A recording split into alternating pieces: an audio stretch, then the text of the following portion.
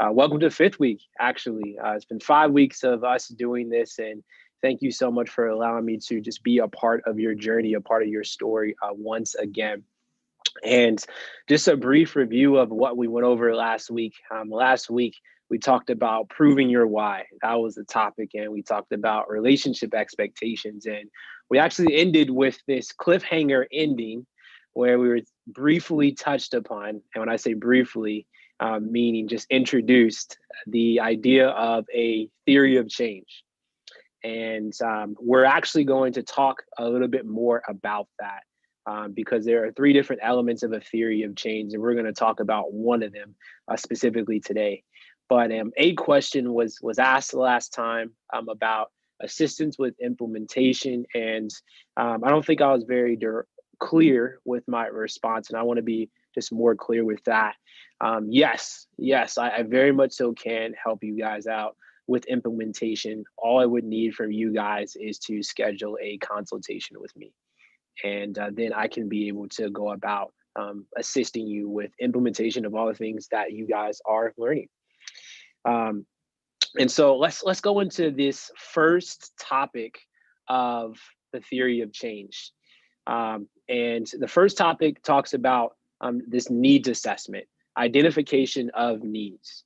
And probably wondering what's the difference between a problem or a need, or a need or a solution.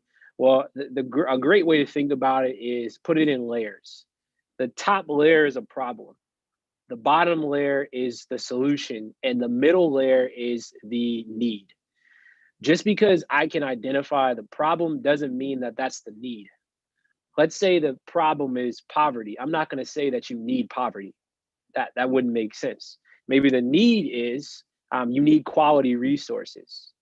But then you're probably wondering what's the difference between a solution and a need?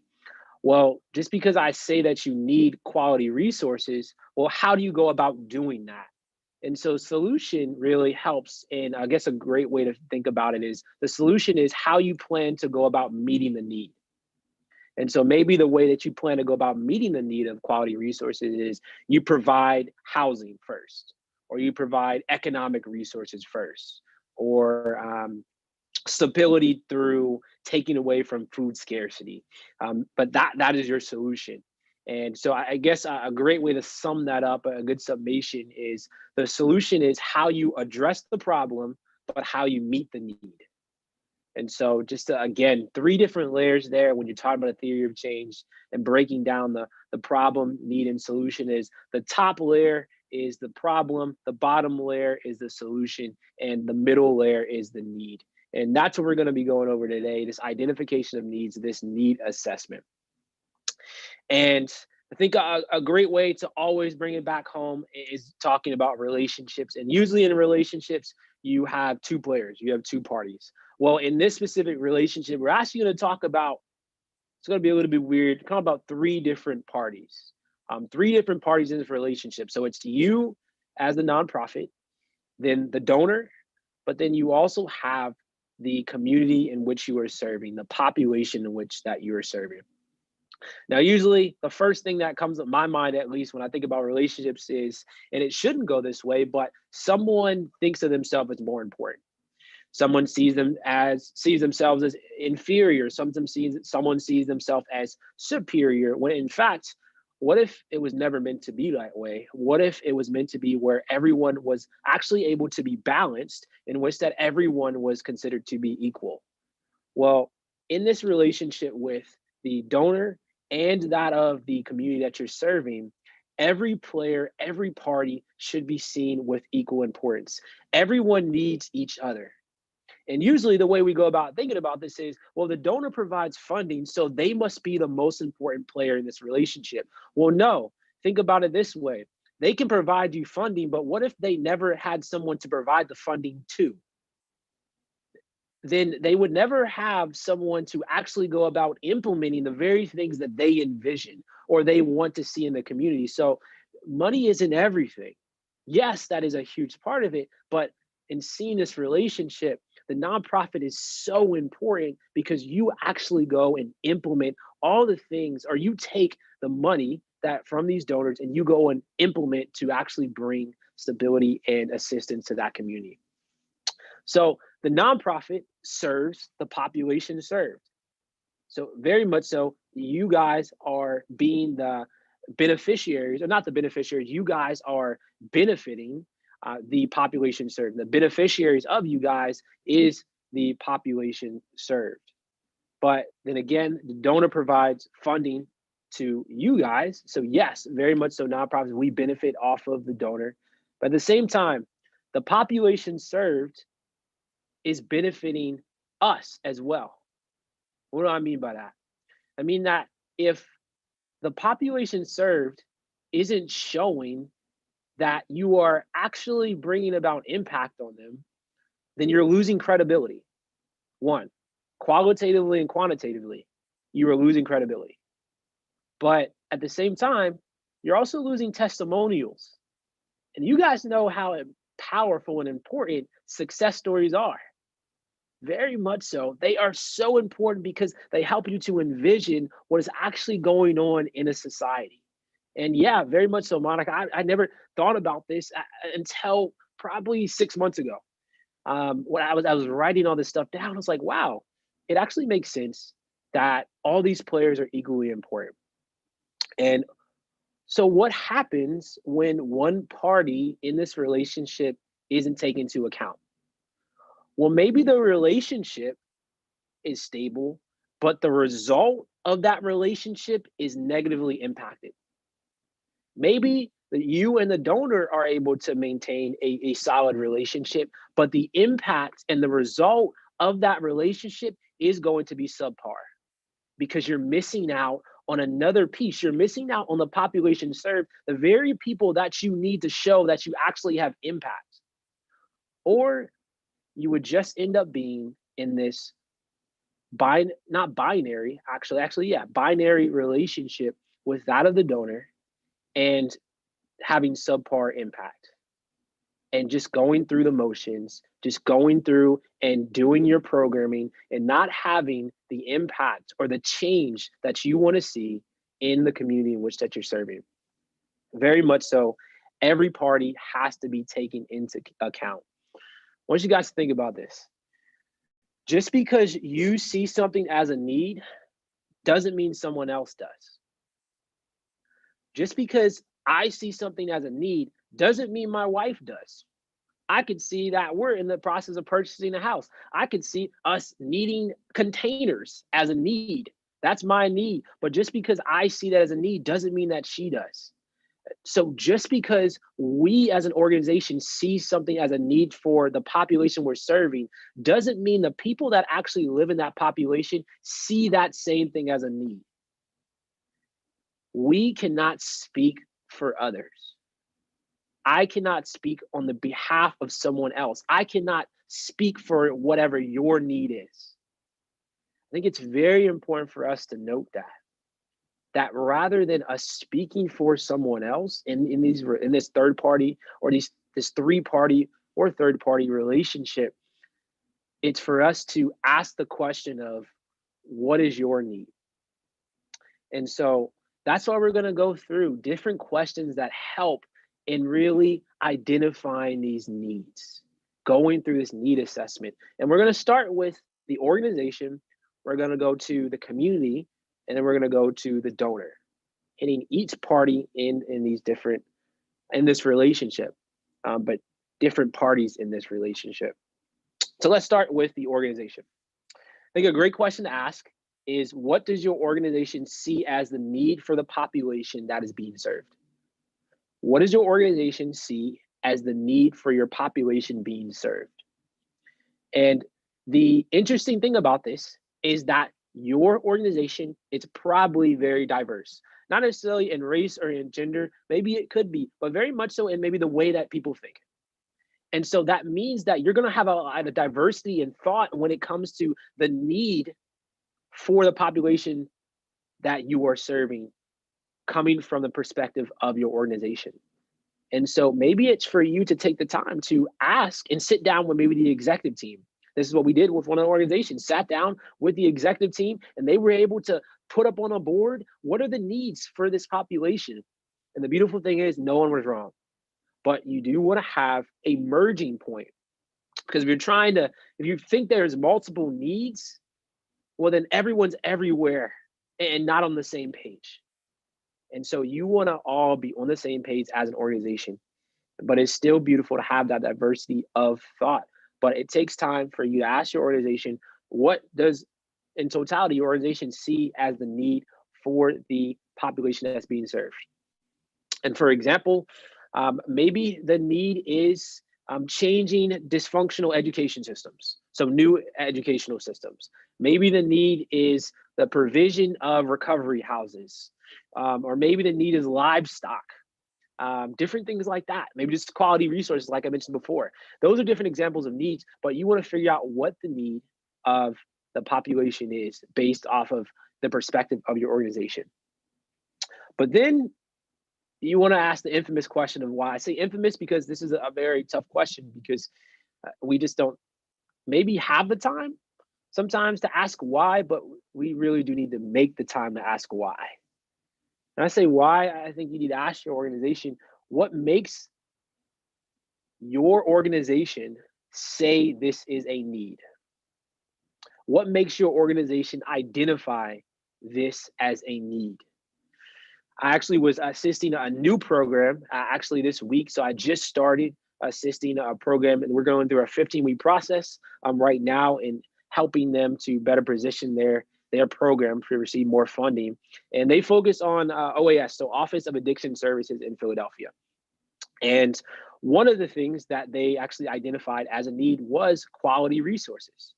And the reasoning for that, as I asked them, so what makes them identify this need? Well, the reason they said quality resources was that because of, and when I'm going to backtrack a little bit, quality resources for organizations that have a focus on the mission at hand. And there's a reason I was more specific in that, because as they provided the reasoning why, they were saying that a lot of the organizations that are under the Office of Addiction Services thus are funded by the municipality. They're funded by the city government. And because the city government and municipality gets so much money for this programming involving quality or involving resources and recovery, well, they just want to keep people into this cycle. They want to keep people cycling through. They don't want people to actually get over recovery, because what happens is once they finish recovery, well, they're no longer in the program. And then there's no longer a need for funding.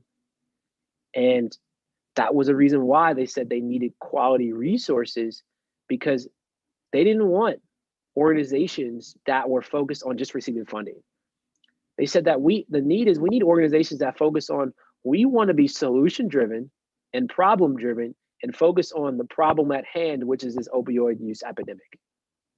And that was one of the reasons why they said that. Or maybe it's dysfunctional education systems, right? And maybe the need that some people say is, well, we need new education systems. And the reason I say that is because, well, maybe in the population that you're seeing that there's I watched this in actually a documentary, but there's a higher rate or higher increase in privatized incarceration centers than the amount of education systems that are present. And so maybe you see that dynamic, and you see how many students are actually being tardied to school or absent to school even, and there's nowhere else to go, or they're being expelled from school even, and then there's nowhere else to go as well. And so then you see, wow, this is very much so a need, and this is my reasoning why. And so those are a few examples, or a couple examples more so, but it's so important to identify the reasoning why you see something as a need. So let's go to the community. So the community, I think a great question to ask the people that you're serving, no matter what age they may be, but a great question to ask them is, what do the people in the population, what do they actually see as the need for their population? So what do the people in the population you are serving see as their need? And yes, this takes some asking questions. Like a lot of times, I personally just want to go off what I think their need may be, or what I feel their need may be. The fact of the matter is, like we talked about before, I can't speak for them. As nonprofits, we cannot speak for the community that we're serving, even though we are so involved and so intertwined and so interconnected in that community. That doesn't mean that I can solely speak for them. They still have a voice, and they can identify a need that may be differentiated from yours. It may be separate from the need that your organization sees as their need. And that's okay, because maybe your organization, again, sees something as a need and the community sees something as a different need. Well, you may have to take a step back and figure out if there's a merging point. You may have to take a step back and figure out this next question of why. And maybe it is for you to ask, well, what makes the people in the population identify this as a need? Why? Why do they see this as a need? And maybe it is so far from what you actually see as their need. Maybe a great example is, I'll go back to poverty. Maybe the problem is poverty. And so maybe as an organization, you see, okay, we need to bring in livestock. We need food. We need to take away from this food scarcity. But for them, maybe they see their need as, we just simply need to be able to gain an outside perspective. We need you to take us outside of the city and be able to help us to see that we don't have to be confined and defined by our environment. Maybe that's what they see as their need. And it's for you to figure out a merging point that's there. And maybe that doesn't make any sense to you as to why that would be your need, but that's okay, because it's not your need. You are trying to serve them in the best way possible. And the amazing thing is, well, sometimes we cannot define what is the best way to serve somebody. And sometimes it takes the person that we're serving to define what the best way to serve them is. As I am continually learning more and more as I go and work and assist more nonprofits and serve in the community I'm even living in. The last party, donors. I think a great question to ask your donors, again, not going and speaking for them, not going off of feeling, not going off what you think, but actually asking them. A great question to ask them is, what do you, or ask yourself is, what do your donors see as the need for the population served? What do your donors see as the need for the population served? And then following up with the same pattern, asking them why. Why do you see this? Or why do you identify this as the need for this population? And I think what you'll find is that there is a spectrum of motives when it comes to donors. Some donors, they do get funded by other organizations. And so they do care about publicity. They do care about attention. And so what they're being motivated by is just that. And so that's going to reflect or be a reflection on what they identify as a need. Well, a great example is homelessness. Well, a donor will probably say the need is for us to address homelessness. We need to have less people on the street. We need to clean up the street. Well, think about that. Clean up the street. That gives you a really good public image. Just because people aren't on the street doesn't mean that they're not homeless. But it doesn't matter if they're not homeless. It matters if they're on the street, because they're all about publicity. So that may be on one end of the spectrum. And the other end of the spectrum is they really care about a solution. They identified the problem. They really care about actually addressing the problem with a specific solution. And so with those donors, well, you can look at less from a publicity standpoint, but more of a efficiency standpoint, an effectiveness standpoint. What is going to be most efficient? What is going to be most effective? And it's for you to, again, take the time to figure out what their need is as a need assessment. This is all encompassed under a need assessment, what their need is, and then asking them why. What makes you identify this as a need specifically? I think a great way to sum this up in a conclusion is population served not on the same page equals loss of credibility. If your population served is not on the same page, in this relationship, it leads to loss of credibility. The donor not on the same page, it equals loss of funding. So the population served not on the same page, it equals loss of credibility. The donor not on the same page, it equals loss of funding.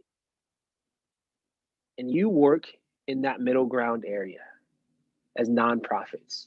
You want to value each party in this relationship.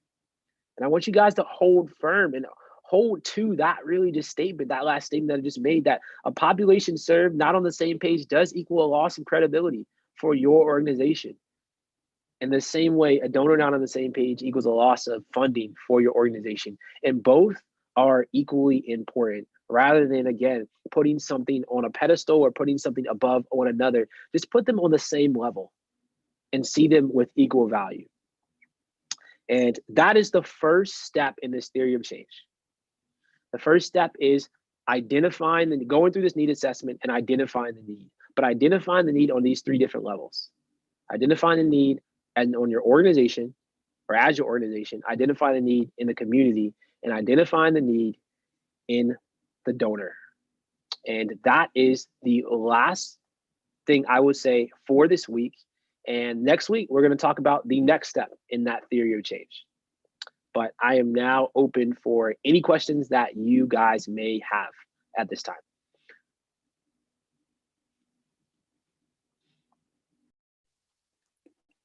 Hi, Jameson, it's Monica. Yes, I love the questions. Yeah. Okay, so if I was hearing you correctly, it sounds like you're saying that if we as an organization have identified a need and that need is not necessarily identified within that population. So if the population doesn't agree with what our need is, then we should switch or pivot to serve the need that they see and not necessarily continue with the need that you as the organization see. Is that, So, am I hearing that right? Sometimes. Okay. So not in a definitive way. Okay. It takes discernment in that. And so what I'm saying is to really hear them out, because there's a reason that they identified that as their need. But there's also a reason that you guys identify this as a need, because maybe you're not thinking in an individual level, you're thinking more of a overall level for that population. And maybe that person is thinking more, I'm sort of thinking about my family, I'm thinking about me, and this is what I see as my need. And so it's for you to take both perspectives and merge them together and see, okay, is this more than just this individual? Is this multiple? Is this multiple individuals in this community? Or is it sort of just them? So not a definitive, just go with their need, but more of a consider it and then have discernment in bringing in a decision of how you want to move forward as an organization.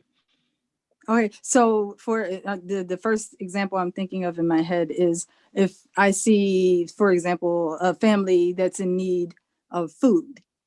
Okay, say maybe the dad and the mom are unemployed or whatever, and so I see as I'm looking at the big picture and thinking we need to figure out a way to have them get jobs so that they can get food, right, on a consistent basis, and then but the family is saying no, we need food now. We don't need jobs, we need food. So would that be something where you would say, okay, well, let me address the immediate issue now, but, going towards the larger issue, or is that just not something you would even address? Do you know what I mean? Yeah, great question. Yeah. Actually, something very similar actually happened for one of the nonprofits, actually One Day at a Time in Philadelphia. And it really depends on your capacity. Because someone may identify something as this is my immediate need, but you're like, no, this will actually bring about longevity in resolving this need. And so I think one thing you'll see is that once the immediate need is actually addressed sometimes, then people are more open to understanding a more long game type of need. And so it depends on your capacity. Sometimes you don't have to have the capacity to address that immediate need. And maybe it's for you to find another organization that does. Okay. And that's really good at, that's why it's really good at partnerships. Right. But at the same time, maybe you're better at the long game. And so maybe you're like, okay, I can't really hit this immediate need. I hear you, but at the same time, that's not my capacity and that's not what I'm good at. And so I'm going to find someone for you, maybe. And I'm still going to hear you, but I'm just going to work on the long game.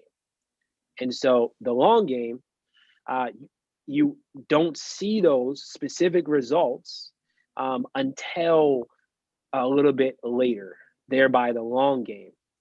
But what you'll find is that as you go through the theory of change and the implementation of it, and this is why I love it, that if you fill out the fishbone diagram and you go through and do that theory of change, you'll probably find that that immediate need is actually one of the things that you've identified on that chart.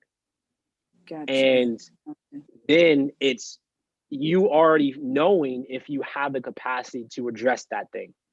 And so before that conversation even comes up, you know, yeah, I actually I agree with you. That is an immediate need. But we already know as an organization, we don't have the capacity to, and that's not what we're good at right now. But we do know that's a part of the problem. And we do know that's a part of the long game. And we do know that maybe later on down the line, we could provide provision for that immediate need. But for right now, we're just going to stick with the very things that we're really strong at, but also not giving up on, yeah, maybe we can find another organization to address that immediate need. Perfect. Thank you. No problem. That was a great real life example. Like I was totally on board because literally just went through it. So yay.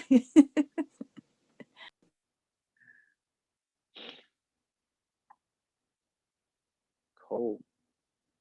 Are there any more questions?